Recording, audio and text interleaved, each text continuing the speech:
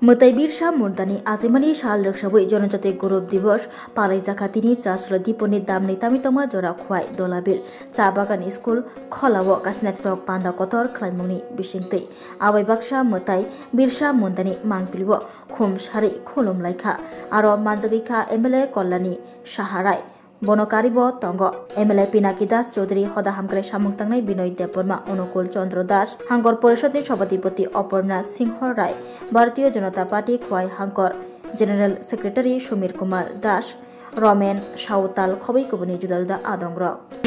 আমাদের ভারত সরকার কেন আজকে আমরা কেন এই অনুষ্ঠান করছি সরকারি স্তরে বিভিন্ন সামাজিক স্তরে এটা কি শুধুমাত্র তার জন্মদিন পালন করা তাকে শুধু সম্মান মানে প্রদান করা নিশ্চয়ই নয় এর পিছনে অনেক উদ্দেশ্য আছে একটু আগে আমার এক ভাই বলছিলেন যে কিভাবে বিগত সরকারের সময়ে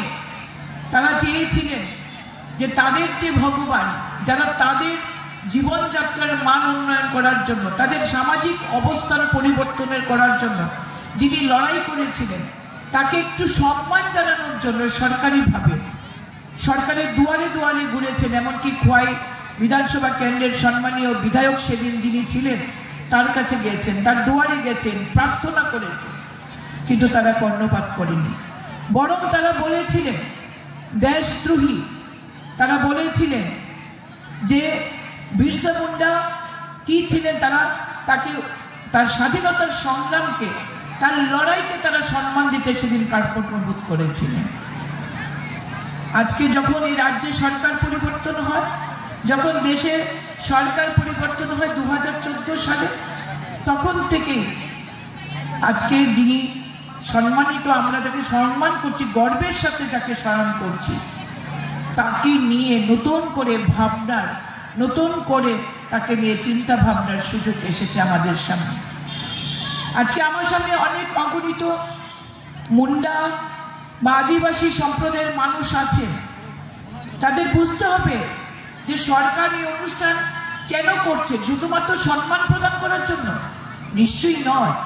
এখান থেকে আপনারা একটা অনুপ্রেরণা নিয়ে যাবেন কি সেই অনুপ্রেরণা যে সামাজিক অবস্থায় আর্থিক অনগ্রসরতা সামাজিক প্রতিবন্ধকতা আর্থিক প্রতিবন্ধকতা এটা কোনো প্রতিবন্ধকতাই নয় সেটা প্রমাণ করে দিয়েছেন আদিবাসী নেতা সকলের প্রণম্য বিরসা মুন্ডা সাধারণ কৃষক পরিবারে জন্মগ্রহণ করে তার যে দৃষ্টিভঙ্গি ছিল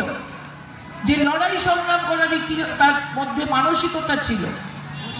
নিজের সমাজকে এগিয়ে নেওয়ার জন্য যে স্বপ্ন দেখিয়েছিলেন সেই থেকে আমাদের শিক্ষা নিতে হবে যে আপনারা জানেন আদিবাসী সাঁওতাল পরিবারে গরিব পরিবার থেকে উঠে আসা একজন ব্যক্তিত্ব যিনি তার কঠোর অধ্যবসায় ত্যাগ এবং তার সাহসিকতার জন্য আজকে ভগবান হিসাবে সমাজে স্বীকৃত হয়েছেন পিছিয়ে পড়া বর্গ থেকে উঠে আসা এই ব্যক্তি তার শিক্ষার জন্য জার্মান মিশনে পড়াশোনা করতে গিয়ে হিন্দু ধর্ম ছেড়ে খ্রিস্টান ধর্ম পর্যন্ত তিনি নিতে বাধ্য হয়েছিলেন এবং পরবর্তী সময়ে তিনি নিজে একটি ধর্ম তৈরি করেছিলেন ব্রিটিশ শাসনের বিরুদ্ধে তার লড়াই ছিল ভারতের শাসন ভারতকে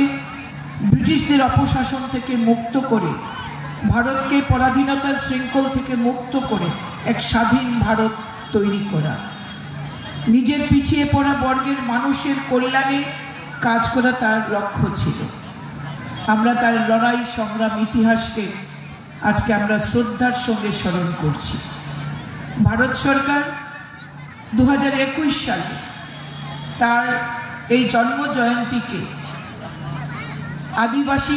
জনজাতি গৌরব দিবস হিসাবে স্বীকৃতি দিয়েছেন এবং প্রতি বছর 15 নভেম্বর সরকারিভাবে তার জন্মদিনকে জনজাতি গৌরব দিবস হিসেবে পালিত করা হয়